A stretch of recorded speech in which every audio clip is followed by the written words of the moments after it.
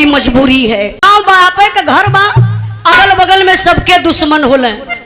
यही तरीके से बाबू भारत के देख करके अगल बगल के पड़ोसी देश हमेशा वो अपनी निगाहें भारत के ऊपर टिका करके रखते हैं।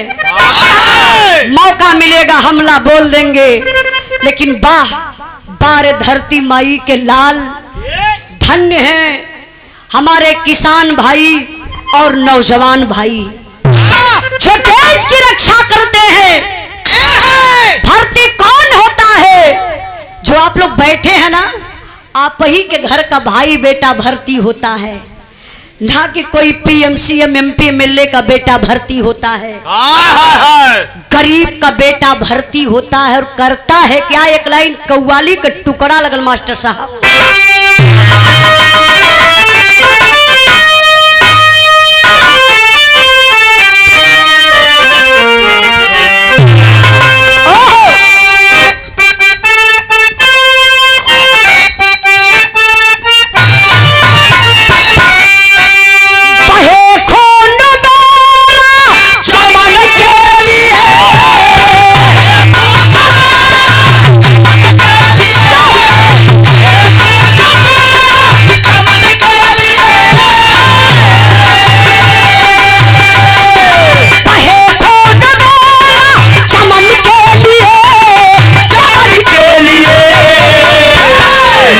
जानी जाए वतन के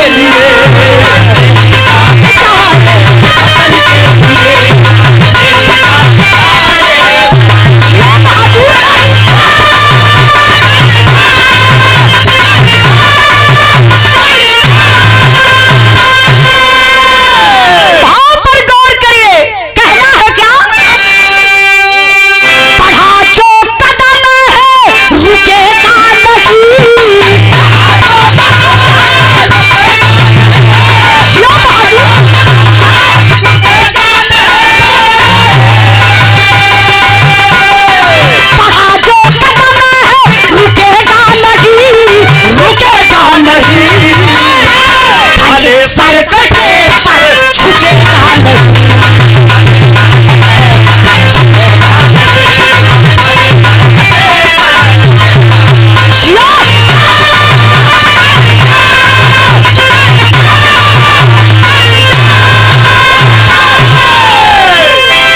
आप लोग कहानी पर गौर करी है, कहानी कहां से कैसे लिखल गई मास्टर साहब?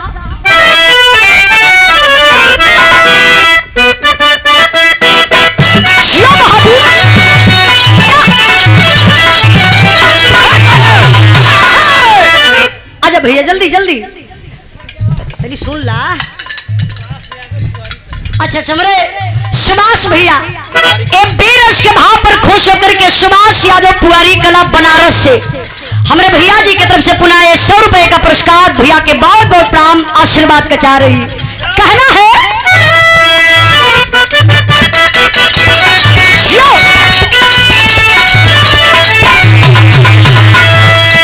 जंग पे जो वीर लड़ने आता है, साथी जंग पे जो वीर लड़ने आता है, मौत का सहारा अपने शीशे पर सजाता है।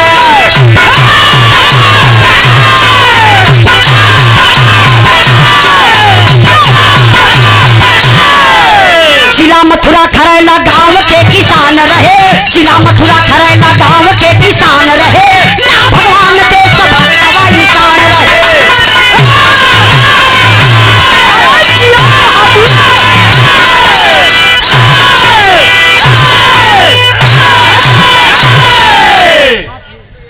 गौर करेंगे बाबू, कहानी कहां से लिखल गई? अपने उत्तर प्रदेश जिला मथुरा, जहां कृष्ण भगवान का जन्म स्थली बा, जहां कृष्ण भगवान मास्टर साहब वो बहुत बढ़िया बोलत हो। कृष्ण भगवान का जहां जन्म स्थली बा, तहां के रहे वाला एक किसान जेकर नाम बतावल गल भगवान सिंह। भगवान सिंह यादव जेकरे बेटा का नाम बाबू बतावल गल हेमराज। परिवार में बड़ी खुशी बा। हेमराज एक लौता बेटा, लेकिन देश के प्रति बड़ा मोहब्बत बा कि जवानी मिलल बा, मानव तन मिलल बा तो देश के कामे आई। ए बाबू खुली भर्ती निकलल बा, और जब खुली भर्ती निकलल तब का भल मास्टर साहब तर्ज बड़ी बढ़िया लगल बा।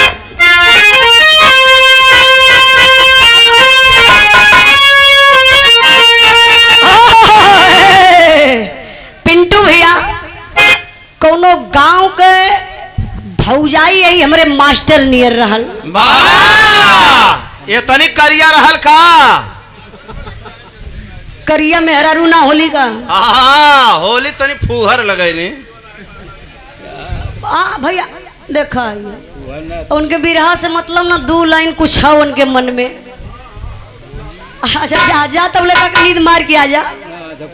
का करबा बिरहा बनाहू वाले वाला तो बिरहा बिगड़हू वाले वाला। यही में कुछ देवता हवा बुरा मत मन, यहाँ कुछ लोग शैतानों बन के आ जाल है। क्षमा करिया सबके बात सबकर बात ना करते कुछ लोग मन भटकाई मत जाइए का निसूत के या तो फिर बतिया। आप विनोद नेता तूफानी सरोज सांसद जी, अच्छा तूफानी सरोज सांसद जी, प्रिया सरोज जी के ना 3 बार सांसद है, वर्तमान विधायक और वर्तमान विधायक उनकी बेटी, आप उनकी बेटी वर्तमान में प्रिया सरोज जी समाजवादी पार्टी से आप सांसद हैं। आप उनके नाम पर सम्मान के 100 रुपए का पुरस्कार देके बहुत बहुत प्राण आशीर्वाद कचा रही। तारी बड़ी बढ़िया लगल बा। कोनो गांव का भौजाई बा अपने देवर के बोलौलस। देखा कब हो आप लोग मत ट्राई करिए। जानते हो का कलस कलस एक्सक्यूज मी मतलब देवरवा भौजैया के देखलस।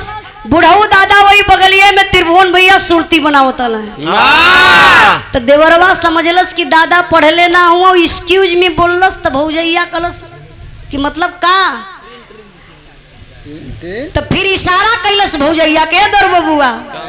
जब इशारा कैलस तो देवरवा आयल। लफ दिना भौजी कोरम उठौला। तू का करत रहला? वीडियो बनावत रहनी। भला जूता चप्पल ना तोके पड़ल। ना ना मास्टर साहब खुद ही देवरवा आयल कल भौजी का बात बा बोला बड़का दादा बगलिया में सुरती बनावत हुआ। भौजैया कला से दर बबुआ बताई ना हाई हमार साड़ी साया पहनत पहनत ना एकदम मन उबिया गइल बा। तनिकार के धा दे ओखे काहे बदे ले हवा पानी गर्मी बहुत है। कले देवर बबुआ अब भाई साड़ी साया ना पहनब। एक ठे मैक्सी लिया था मैक्सी। और मैक्सी का करी? भूसा ढोवे खातिर। ये सारे के गंगा में कुल ढोवे नहीं ना। कहाँ से आई रे मैक्सी? एकरे गंगा में उन्हल के नैहर हो ना। ओ भौजैया कहत बा बड़े देवर से का कहले बा बड़ी बढ़िया तर्जमा मास्टर साहब।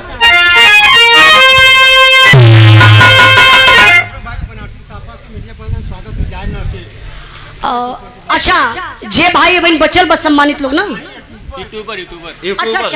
यूट्यूबर भाई जितना लोग बैठल बनी आप लोग जई हैं मत। और सुशील भैया आपो कहत बनी जितना यूट्यूबर भाई लोग बनी आप लोग ऐसे बैठल नहीं। हमारे कमलेश वर्मा मीडिया प्रभारी, मीडिया बिरहा के मीडिया प्रभारी, बिरहा में बहुत आप सहयोग हर कलाकारन का करीला। और आज बड़ा बढ़िया काम करत है कि यूट्यूबर भाई लोगन का आप स्वागत करत हुआ। आप लोग जइहा मत हमारे कमलेश भैया आप लोगन के स्वागत करी हो करे बात जइहा। कमलेश का स्वागत हम सवेरे कल जाए। पुनः 100 रुपए का पुरस्कार देकर के सम्मान किए कमलेश भैया के बहुत बहुत प्रणाम। शुभम टेंट हाउस खरगेश खरगसेनपुर के धरती से गर्दा मशीन वाला का लिखले हो भैया? अच्छा गर्दा मचाने वाला लिखले हुआ, क्या बात है। बहुत बहुत गर्दा मचाने वाला गर्दा मचाने वाला उनका टेंट हाउस हो। जे भाई चाहे इनकर आराम से टेंट बुक कर दे। हाँ और धोर माटी वही में लिहल कर। अरे वो गर्दा नहीं यार, अच्छा तब को। बढ़िया व्यवस्था हो। आई तनी बिरहा पर ध्यान दई मास्टर साहब, तनी मिजाज बनावा तो और मिजाज हल्का लगत हो।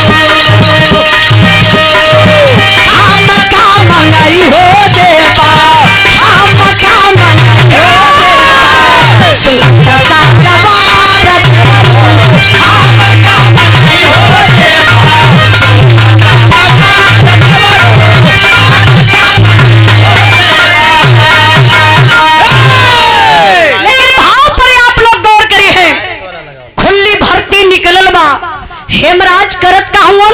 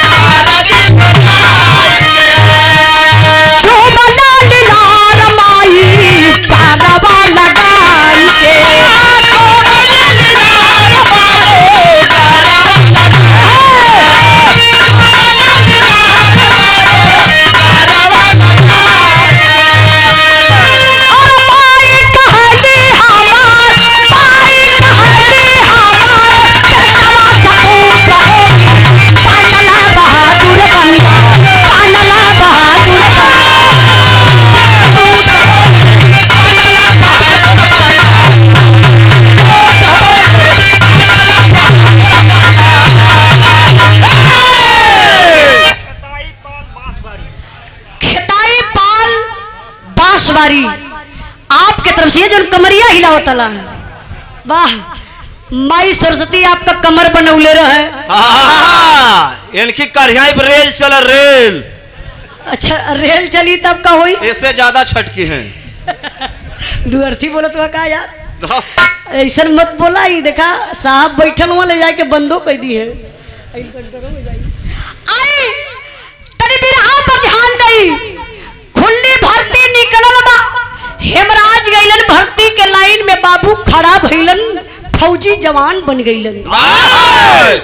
धीरे धीरे समय बीतल, फौजी जवान का पहली पोस्टिंग कहाँ भइल बा? कहाँ भैया? जहाँ हिंदुस्तान पाकिस्तान का बॉर्डर बा। जवान ड्यूटी पर तैनात, घरे आना जाना लगल बा। वही बीच में बाबू हेमराज का शादी एक गीता नाम के लड़की से हो गयल। समय बीतल, हेमराज के भगवान एक बेटा भी दे दहले हुआ। अब बहिन बेटवा 3-4-6 महीना का भयल बा। ए बाबू फौजी जवान का ड्यूटी लगल बा कहाँ? जम्मू कश्मीर, जहाँ बतौली हिंदुस्तान पाकिस्तान का बॉर्डर बा। ड्यूटी पर फौजी जवान तैनात तबले होत का बा मास्टर साहब, तर्ज बदल गई हो।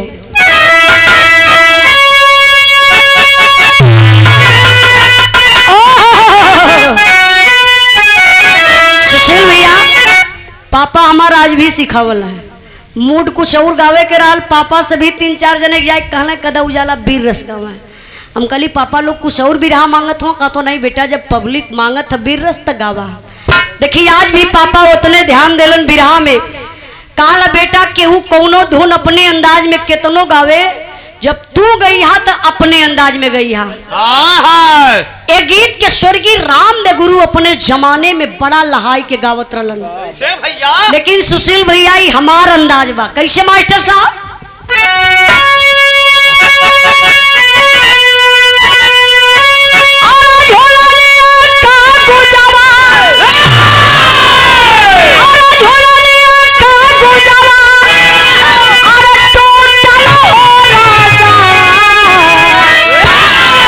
चमनिया से गड़िया छोटल हो चमनिया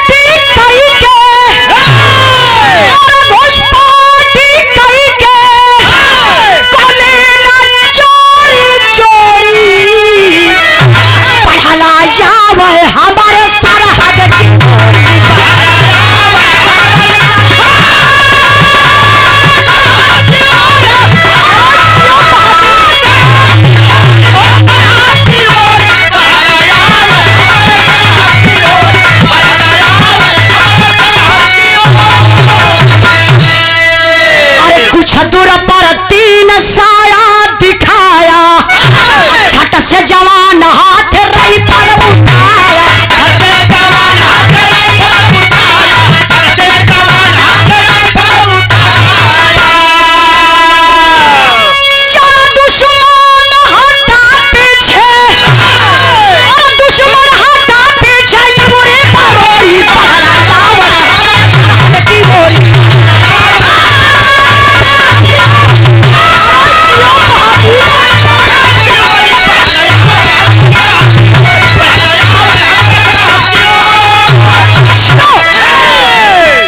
एक मिनट, सुहाना टेंट हाउस के परम मित्र बच्चेलाल कनौजिया ए बीरज के भाव पर खुश होकर के 200 रुपए का पुरस्कार देके आप सम्मान किलन। और महेंद्र मिस्त्री मखदुमपुर के धरती से 51 रुपए का पुरस्कार, बहुत बहुत प्रणाम। और सम्मान किया हमारे बड़े भैया संतोष पागल गद्दीपुर। हाँ मैं संतोष पागल मत समझा, तोहरी बहन की हम ना सॉरी हम ना ये डायलॉग को मल लेवा कि तोहरी बहन के हमके संतोष पागल मत समझा, तो हम समझत ला वह संतोष ना हुआ डायलॉग वाला। बहुत बहुत भैया के प्रणाम। आप संतोष भैया अपने पर मत लिया, ये हम ना बोलली है, यूट्यूब का डायलॉग बोल ली है। आप डॉक्टर बेचन गुरु बेचन यादव डॉक्टर साहब जी की तरफ से लगातार पुरस्कार 151 रुपए का पुरस्कार है बीरज के भाव पर। बहुत बहुत प्रणाम, आशीर्वाद कचा रही तने बिरहा पर ध्यान रही। ए हमार माई बहन लोग, जहां हम बिरहा भुलाई बापल उनसे पूछब। हाँ कहानी समझत रहे नहीं तो कहानी पर ध्यान दई। हेमराज फौजी जवान ड्यूटी पर तैनात। जरा गौर करेंगे, जनवरी का महीना था। जनवरी में बहुत ज्यादा कुहरा पड़ेला, और जब कुहरा पड़ेला तो चारों तरफ अंधेरा हो जाला। अब वही अंधेरा का फायदा पापी पाकिस्तानी उठाए ललस। कटीला तार काट के बाबू कुछ पाकिस्तानी आतंकवादी हमारे हिंदुस्तान में प्रवेश कर जाते हैं। हमारे हिंदुस्तान के जवानों को पता नहीं है कि ये पापी पाकिस्तानी हिंदुस्तान में घुसपैठ किए हैं।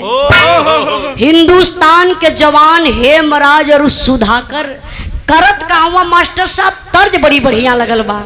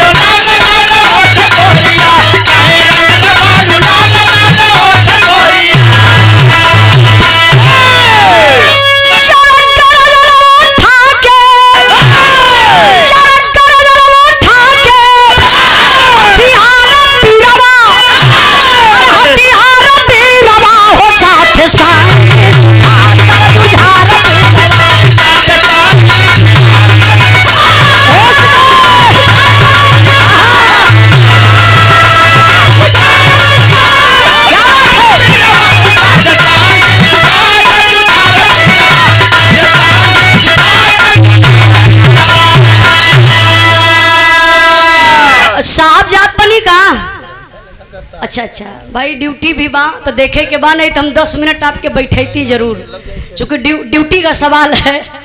बहुत बहुत धन्यवाद, आप अपन कीमती टाइम दिली हम सबके बीच में। आए जरा बिरहा पर ध्यान दीजिएगा बाबू।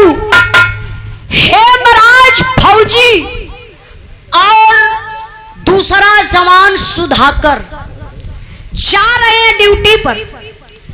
अब वो झाड़ में आप लोग समझ सकीला, भैया भैया भैया भैया भैया भैया भैया भैया बहुत धीरे धीरे धीरे धीरे अगर बात करे को थोड़ा सा दूरी ले जा कर सकेला, चूंकि डिस्टर्ब भैया होला। आवाज यहाँ तक नहीं है, बस इशारा से काम चला ली। बतौले आप लोगों से ना कि जनवरी का महीना कुहरा रहेला। अब कुहरा में अगर आदमी हेतने दूर पर बा तो हेतनी दूर पर कोई के देख ना पाई। अब वो पपियवा सब झाड़ में आके छुपल हुआ पहले से आतंकवादी। आई जवानन के पता ना बा और जवान कदम आगे बढ़ावत हुआ।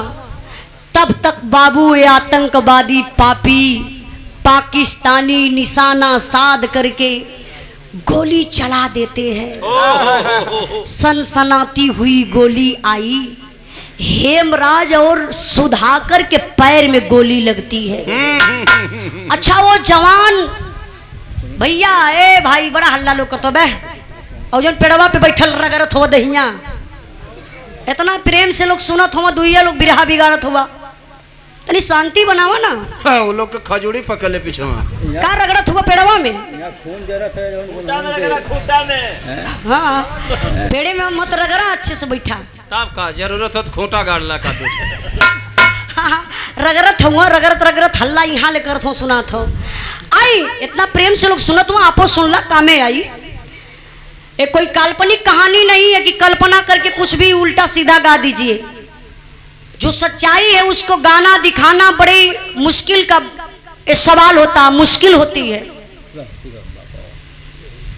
क्योंकि गलत हो जाएगा तो लोग उंगली उठाएंगे, सवाल करेंगे गलत हो गया। अभी आप लोग नेट पे सर्च करिए, जो मैं बिरहा गा रही हूँ वो हकीकत घटना है, लेकिन घटना हुई कैसे पहले ये तो देखिए। दो जवान जा रहे हैं, वो आतंकवादी पहले से छुपे थे और निशाना साध कर बैठे थे।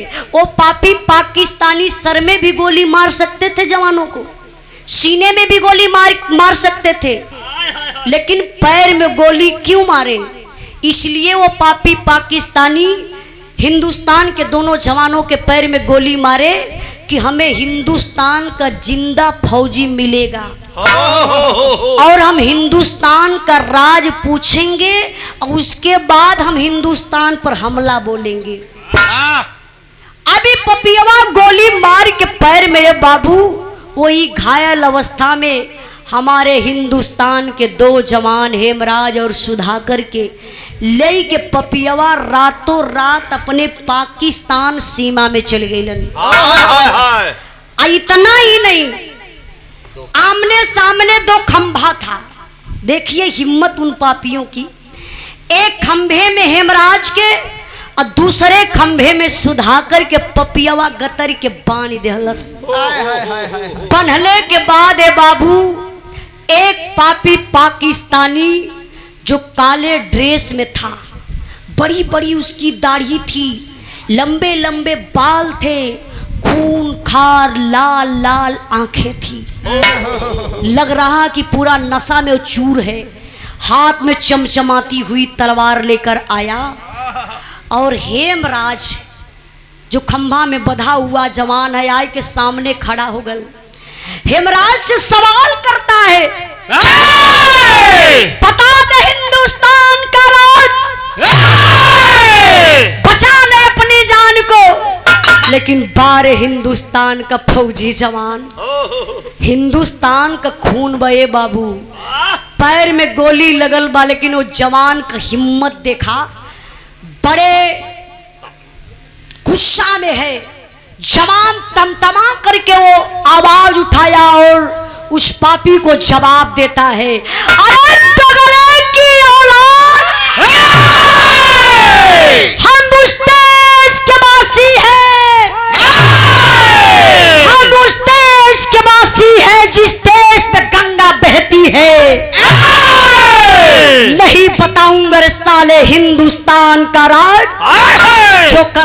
कर ले मेरे साथ। वाह वो पापी पाकिस्तानिया कला सरे साला, मैं इससे हिंदुस्तान का राज पूछ रहा हूँ, अरे साला भारत की गंगा दिखा रहा है।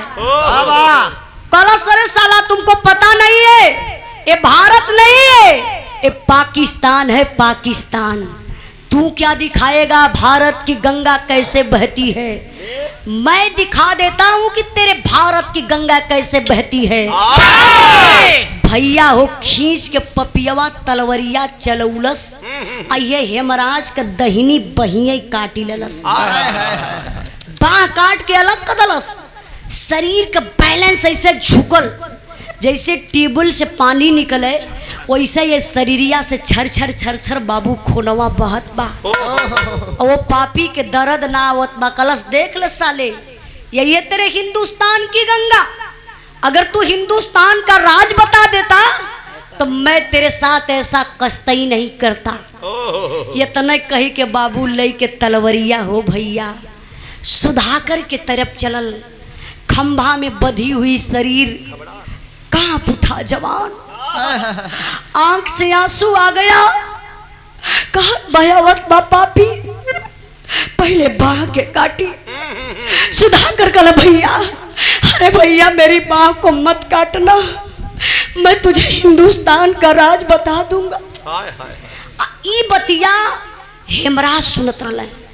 हेमराज समझ गए कि अरे साला अपनी जान के चक्कर में ये हिंदुस्तान को खतरे में डाल देगा। भाई जरा गौर करिए, सीख लेना चाहिए इस जमान से। चाय वाला भैया चाय की दुकानदारी बंद करा 5 मिनट।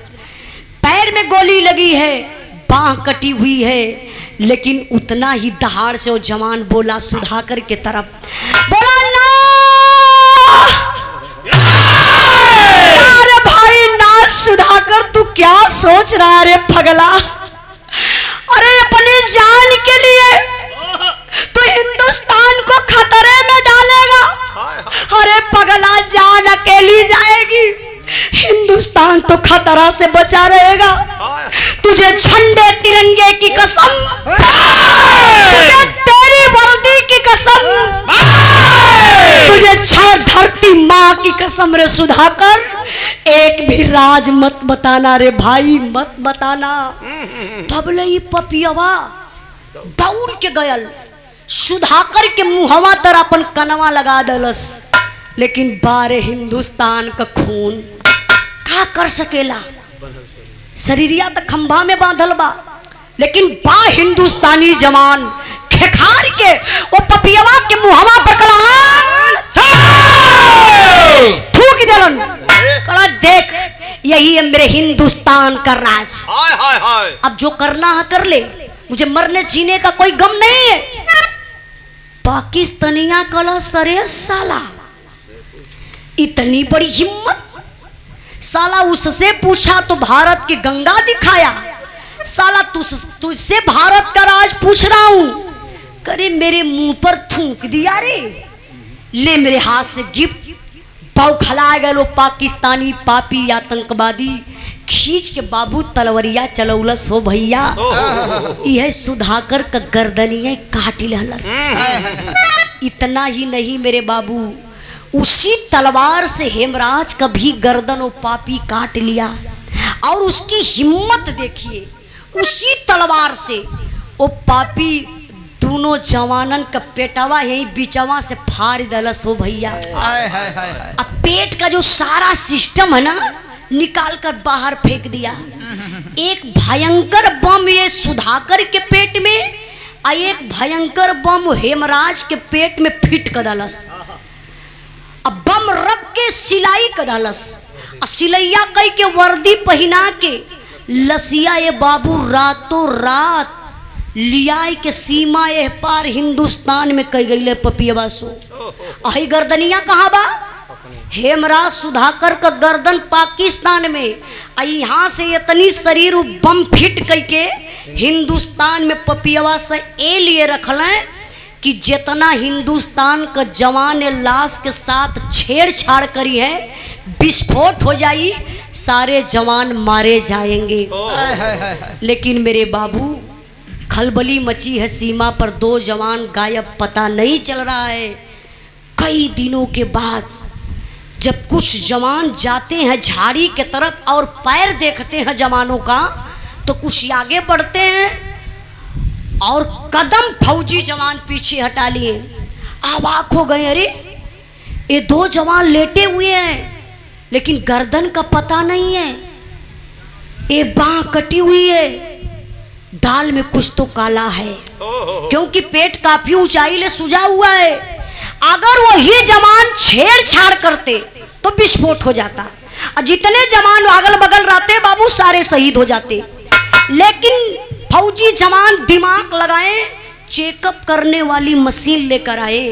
चेकअप किए तो बाबू पता चला कि दोनों जवानन के पेट में भयंकर बम बा। और बम के बाबू सुरक्षित निकालल गयल, और लसिया ले जाए के भैया हो फौजी जवान कैंप में गमी मनावत हवा। यहाँ का बात आप लोग यही छोड़ा, तनी से दिमकवा लेके आप लोग वहाँ चला। हेमराज का दुल्हन मथुरा में स्नान कई के बाबू श्रृंगार करे बैठल है। तबले वो दुनिया का मालिक के भैया अशगुन दिखाई दल है। अच्छा अशगुन का दिखावत हुए, हमार बिरहा में ही से करुण रस में हो गई। अब मास्टर साहब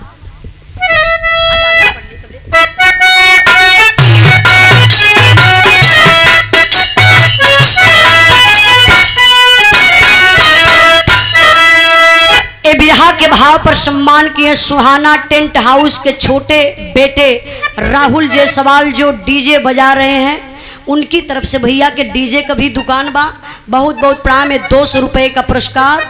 और विशाल जायसवाल जो चाय दे रहे थे, भैया की तरफ से 100 रुपये का इनाम। विशाल भैया 10 मिनट और रुकिया।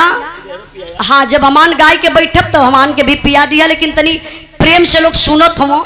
सुनवैया कभी कभी बढ़िया मिलल है, मन करेला तब गावे खाते, जब सुनवैया बढ़िया रहा तब। ये देखिए शुभम टेंट हाउस खरगसेनपुर के धरती से गर्दा मचाने वाला भैया का ही टेंट बा। बहुत बहुत प्राम। 51 रुपये का पुरस्कार। तनी बिरहवा पर ध्यान दे। अशगुन का देखावत हो दुनिया का मालिक मास्टर साहब।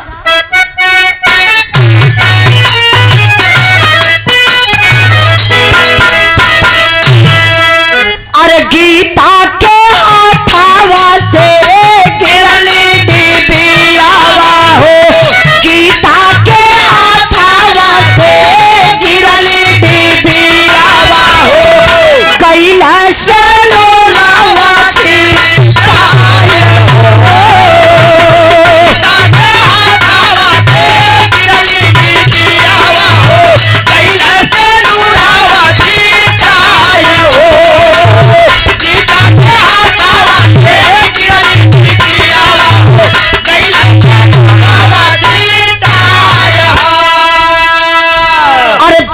से करे जा कैला कपल शरीरिया हो, बाजल मोबाइल आए सीमत कवरिया हो, तापत के लो बोलू लाइनिया हो, तापत के लो बोलू लाइनिया हो, तनिको यावतिया नाची कहाय हो।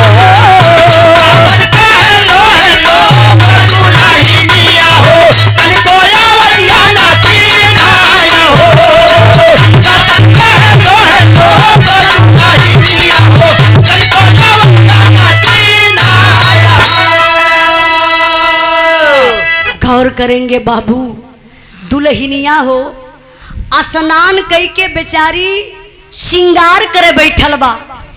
आई बरवा चोटी कई के हाथ में सिंदूर का डिबिया लेके मांग में लगावे गई हो बाबू। तबले दुनिया का मालिक कितना क्रूर बन गईलन। हथवा से सिंदूर का डिबिया छूटल और सिनुरा जमीनिया पर छिटाए गयल। देखा सुहागन के एक सुहाग बा, जब सिंदूर पर कौनो आँच अवेले तो बड़ा तकलीफ लोगन के होला। मेहरारून के आंख से आंसू भी चल देला। दुल्हनिया का करेजा धक से कैलस, भगवान के मनावे लगली, हे दुनिया के मालिक हमरे सोनू के पापा पर कोनो दुख विपत्ति न आवे। बेचारी यही अचारवा से सेनुरा इसे बटोरत यही हो बाबू। अत्ता बोले सीमा से फोन आई गयल, लेकिन नंबर नया बा। गीता फोन उठौली, पहला वर्ड बोली हेलो सोनू के पापा। गीता ई समझली कि कई दिन के बाद लगत बस सोनू का पापा फोन कैला नया नंबर से। जब गीता कली सोनू के पापा, सीमा से आवाज आई, नहीं नहीं बेटा मैं सोनू का पापा नहीं हूँ। हाँ तो आप कौन? मैं हेमराज फौजी का मेजर बोल रहा हूँ। क्या ये फोन हेमराज फौजी के घर लगा है? गीता बोली हाँ सर जी। आप कौन है? सर मैं उनकी मैडम गीता हूँ। तो मेजर साहब बोले अच्छा बेटा परिवार में कोई और है क्या? गीता बोली हाँ सर है ना। मेजर साहब बोले बेटा किसी और को फोन दीजिए। गीता बोली सर इस समय तो मैं अकेली घर में हूँ, एक बात बोलूँ सर? मेजर साहब बोले बोलो बेटा क्या बात है? सर मैं कई दिन से परेशान हूँ, सोनू के पापा का फोन लग नहीं रहा है, प्लीज सर सोनू के पापा से बात करवा दीजिए। मेजर साहब के पैर तले से जमीन खिसक गई। सोचने लगे दुल्हन पति का इंतजार कर रही है, बात करने के लिए कह रही है। अगर मैं कहीं ये गीता से बता देता हूँ कि तुम्हारा पति शहीद हो गया, शायद गीता अपने पति का मौत नहीं बर्दाश्त कर पाएगी। मेजर साहब बतिये घुमाए दहलन। अच्छा बाबू देखा बतिया घुमाए के आप लोगों से भी बताई, कोई के परिवार में अगर मृत्यु हो जा तो डायरेक्ट ओकरे परिवार से ना बतावे के चाहिए, क्योंकि कुछ भी परिवार में हो सकता। एक थोड़ा से बहाना करके आप बताएंगे ना तो थोड़ा से अंदर हिम्मत बन जाएगी। अब मेजर साहब बतिया घुमाए के गीता के वही फोनवा पर बतावत कैसे हुआ मास्टर साहब?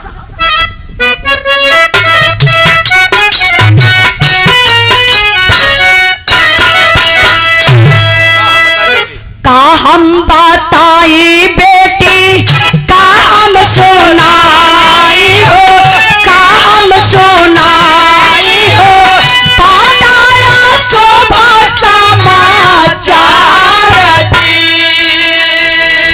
बज्जर करे जा कई के सुनला खबरिया, अरे सुनला खबरिया हो, लुट जाए दुनिया तो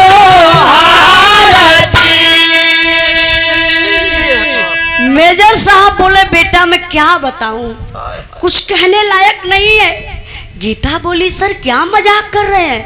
अरे मैं एक फौजी जवान की बीबी हूँ, यही ना कह रही हूँ कि आप हमारे पति जी से बात करवा दीजिए और आप मजाक पे मजाक कर रहे हैं। मेजर साहब बोले बेटा मैं मजाक नहीं कर रहा हूँ, थोड़ा अपना कलेजा मजबूत कर लो बेटा, तुम्हारा पति हेमराज इस दुनिया में नहीं रह गया।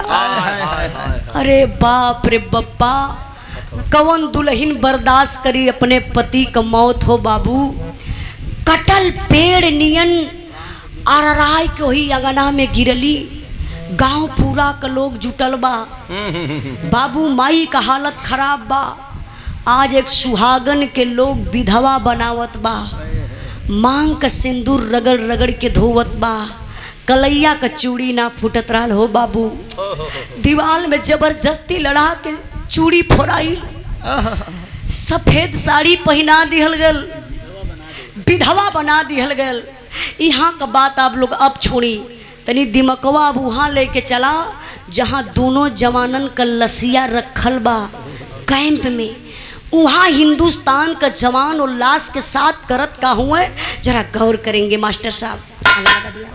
संतोष बनवासी मोहिनी आपकी तरफ से, सॉरी सोहिनी, संतोष बनवासी सोहिनी जी की तरफ से 50 रुपए का पुरस्कार। आई जरा बिरहा पर ध्यान दीजिएगा बाबू, कहना है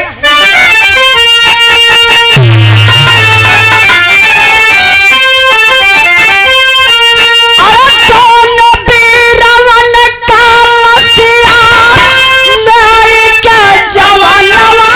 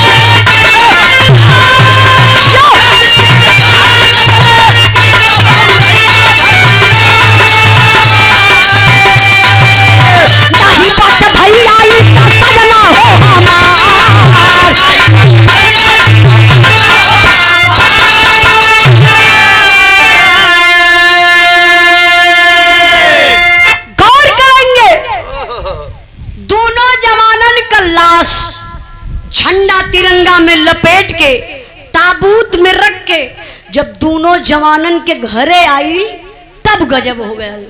अच्छा गजब का भेल, आप लोग जैसन जनता जुटल बा, प्रशासन के लोग हैं, क्षेत्र के नेता मंत्री विधायक पहुंचे हुए हैं।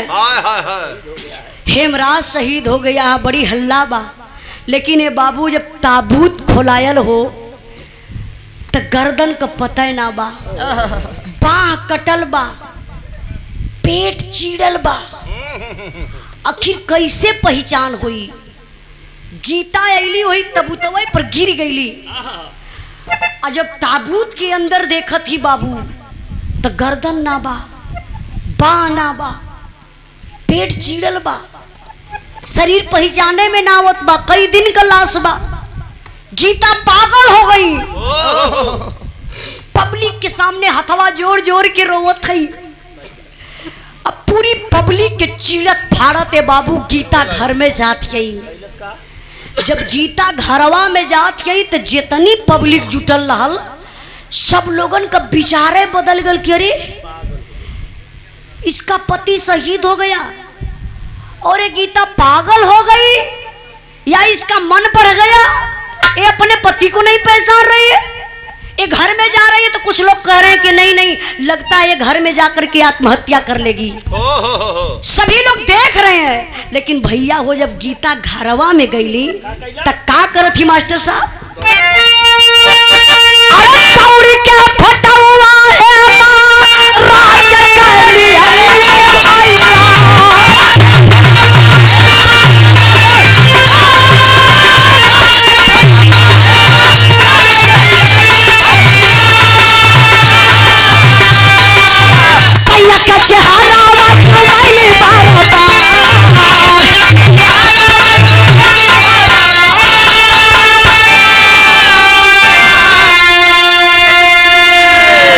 जनता जुटल बा, आपन आपन सब कल्पना करत बा। लेकिन भैया हो बेचारी गीता जब घरवा में गईली ना, अपने फौजी सैया का इतना बड़ा फोटो जौने रूमवा में सुतत रही, अपने बेडरूमवा में वही देवलिया पर रखले रहली। दीवार से टंगल फोटो अपने पति के ले के अली, छाती तर लगा लली। जनता ने पागल बन के घूम के दिखावत है, देखी ना भैया इस सोनू का पापा हमें, आप लोग बोले ना, आप लोग पहचानत बनी कि ना इस सोनू के पापा। पब्लिक आत्मा, हाँ ये सोनू के पापा हैं, सोनू के पापा हैं। लेके गईली बाबू, जितने अधिकारी लोग आए थे सबके सामने बेचारी विधवा रो रही है, ए मेरे सोनू के पापा हैं, आप लोग इनको खोजिए प्लीज। एक किसी और की लाश है, किसी और बहन का ये सिंदूर था जो उजड़ गया। अभी मेरा सिंदूर जिंदा है, मुझे विश्वास है। इस लाश को ले जाइए प्लीज, ले जाइए और मेरे पति को खोजिए आप लोग। लसिया के पास में बाबू बुढ़वा बाप भगवान सिंह यादव बैठल है, खाली अपने बहू गीता का चेहरवा देखत हो। देखत देखत कले ये गीता इधर आ। अरे पगली नहीं पहचान रही है, रे अपना बेटा हेमराज है। पास में बुला ल, कल नहीं पहचान रही है, यही जमाने के लोग बड़ा मजा लेंगे। गीता का पति शहीद हो गया, गीता पहचानी नहीं। भैया बाबू झंडा तिरंगा हटाई के पैर से जब पिताजी देखौले, पैर में हेमराज के एक चोट लगल रहा। जोन हेमराज पेड़ से गिरल रहलन बचपना में, जब दुल्हनिया पैर का चोट देखला से बाबू वही लसिया पर गिरल बेहोश हो गई। एक चादर उड़ाई के लोग इतना दूर पर लेटा दले, दवाई होत बा, लगत बा गीता का जान ना बची। लेकिन अंतिम संस्कार कैले का बेला आई। अंतिम संस्कार करने की जब बेला आई, कितना वजन उल्लास हो गई, जवन एक बुढ़वा बाप से उठती ना बा। कई बार वो लसिया के बाबू हेमराज के पिता उठौले, जमीनिया पर लसिया गिर गई, शरीरिया कांप उठल। बाबूजी के कंधा पर गमछा रहल, उतार के बाबूजी कापत बुढ़ाई में गमछवा से मुहवा तोपत हमें कि अगर हमरे मुंह से कौनो आवाज निकल जाई, यही जमाना के लोग कहेंगे कि कायर बाप का बेटा रहल तब शहीद हो गया, लेकिन बेटा शहीद भयल बा। कहल जाला कि औलाद का गम फौलाद को पानी बना देता है। आज बाप का कलेजा फाट गयल, गमछवा से मुहवा तोपत तोवत तबले बाबू रोए दहलन।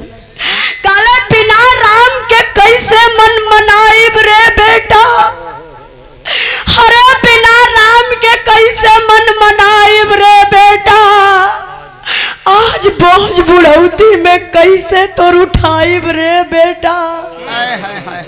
हरे लाल हेमराज बुढ़ाई में कमर तोड़ डाले रे हीरा। गौर करेंगे मेरे बाबू, आप लोग कहते हैं दुनिया में सबसे बड़ा बोझ होला घर में बहन बिटिया सयान हो जाली, सर की बोझ बन जाती है। लेकिन नहीं बिरहा के सुनने वाले भैया बाबू, दुनिया में सबसे बड़ा कोई बोझ होता है एक पुरनिया बाप के कंधे पर जवान बेटवा का जनाजा।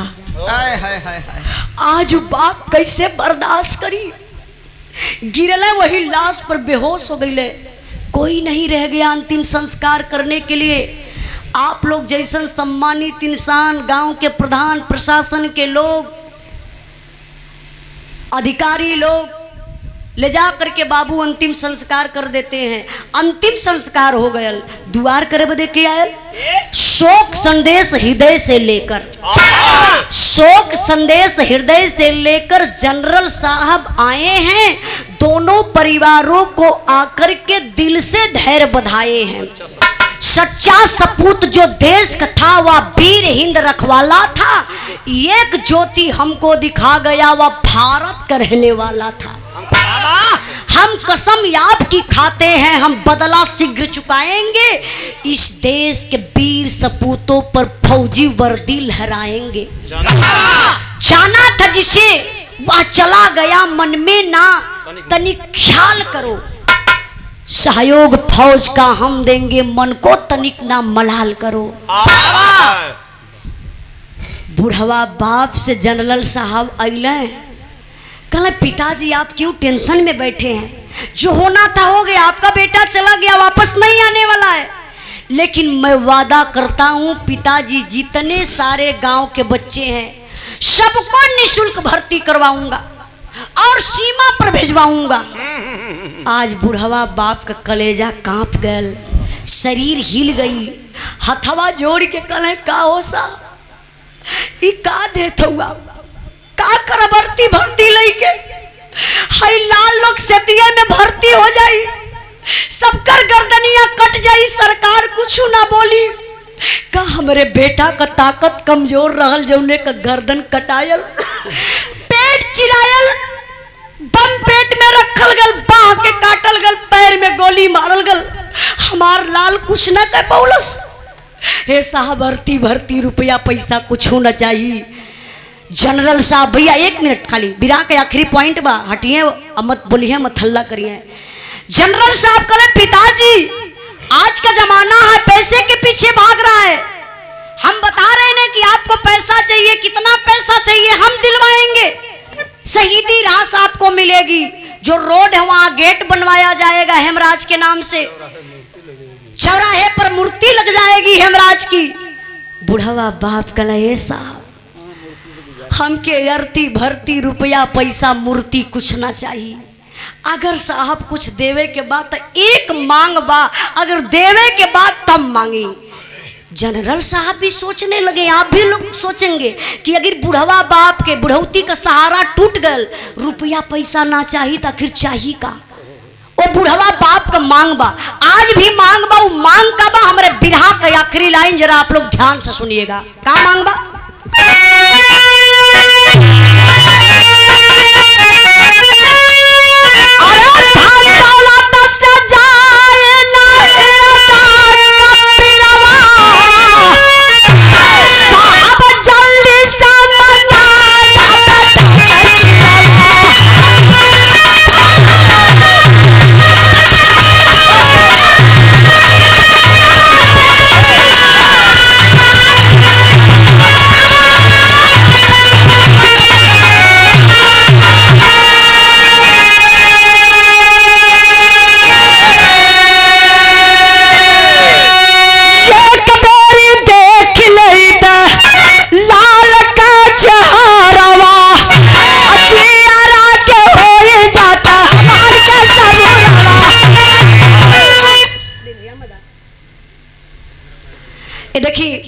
के आखिरी भाव पर ऐसे ही 1 मिनट आप लोग बैठल नहीं, विराह का आखिरी भाव समझ के उठिए।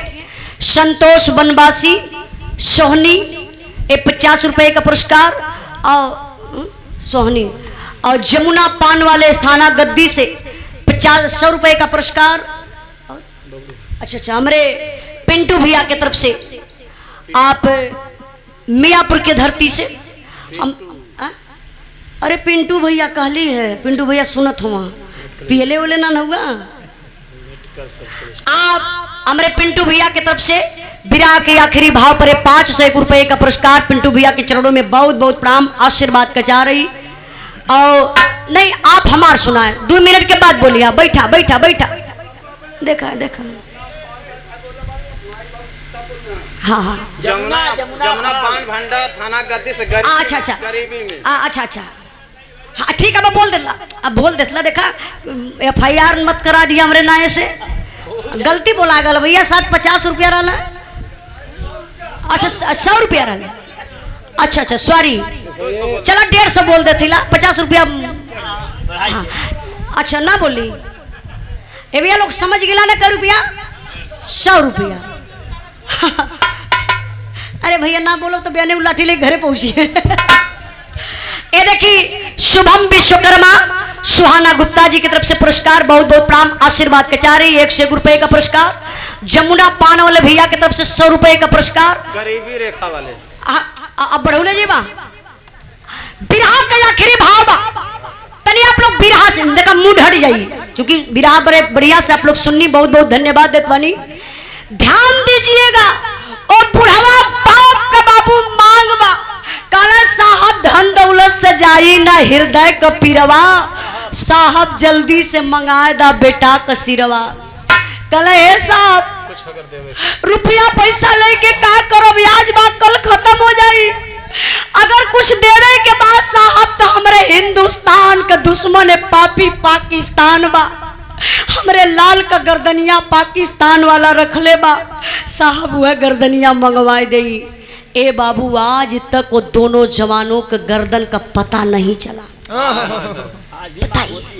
आज भी मांग है, हेमराज की मां। अभी एक दिन मीडिया वाले पहुंचे थे, जो भाई फेसबुक चलाते होंगे देखे होंगे, मथुरा में मीडिया वाले पहुंचे थे, माई वह ले के फोटो देखत बा। मीडिया वाले सवाल कर रहे हैं, क्या माँ आपको सरकारी सुविधा कुछ मिल रही है हेमराज के शहीद होने के बाद? माँ बोली क्या बताऊं ये साहब, मेरा बेटा जितना बनाया था वही बना हुआ मेरा पड़ा है, जब से लाल चला गया अभी तक मेरे घर में एक लैट्रिन नहीं बनी। सरकार क्या कर रही है?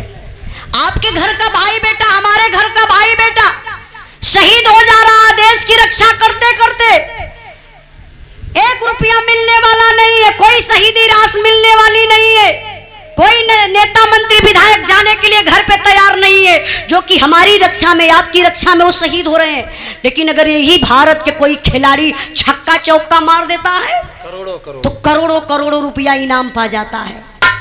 बताइए, इसलिए मैं आप लोगों से बताना चाहती हूँ कि अब फौज में भर्ती कौन होता है? एक गरीब का बाप का बेटा, एक मजदूर का बेटा, एक किसान का बेटा, एक व्यापारी का बेटा, ना कि कोई PM CM MP MLA का बेटा भर्ती होकर के जाकर के सीमा पर शहीद होता है। तो PM CM के लड़कवे कहाँ भर्ती हुई हैं? ये जानकार ढेर बैठल हुआ। तो इसलिए बाबू मैं आप लोगों से ही निवेदन करूंगी, जब भी कदम आप लोग उठाइएगा तो सोच समझ करके, समझदारों के लिए इशारा काफी है। देश के हित में आप लोग जब भी करिएगा तो अच्छा काम करिएगा। विराह हमारे ही जब खत्म भइल, कुछ गावे बजावे में गलती भइल हुई तो आप लोग क्षमा करिए। अंत में एक बात आप लोगों से जरूर बताई कि हमारे चैनल बा उजाला यादव ऑफिशियल, आप लोग सब्सक्राइब कर लिया और चैनल पे जाए के विराह भी छूटल बा, Calcutta gang rape Mamita doctor वाला, आप लोग जरूर एक बार सुन लिहल जाइए। विराह का आखिरी लाइन में मास्टर साहब,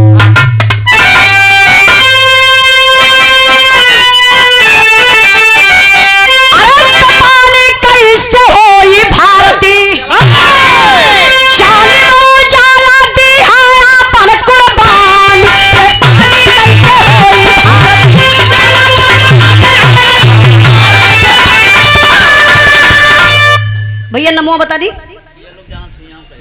अरे बबलू भैया जो वहाँ पर मुँह करो ले रही बबलू प्रजापति। आप बबलू प्रजापति हमारे बड़े भैया बहुत अच्छे इंसान है।